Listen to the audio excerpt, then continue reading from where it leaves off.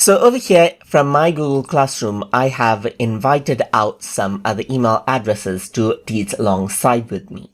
So what happens is that when you go around and add in email addresses like this, what happens is that they will get an email invitation over here, which lets them go around and accept out invitation. So they will get this. So it says in Google Classroom, this particular person has invited to co-teach a certain class. So they will need to go to their email address on their inbox and click on accept invite. And once they do that, what happens is that a new page will open up, which they have to go around and click accept right here. So once they do that, what happens is that they'll be accepted onto that particular Google Classroom right here, and then it is added in as a teacher.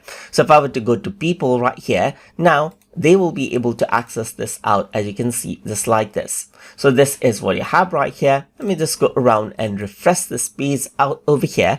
And once you do that, what happens is that under teachers, the other person's profile picture appears, as you can see, just like this. And that is how you can accept out classroom invitation as a teacher inside of Google Classroom. So I hope you guys learned something as always. And as always, please like, comment, share, and subscribe.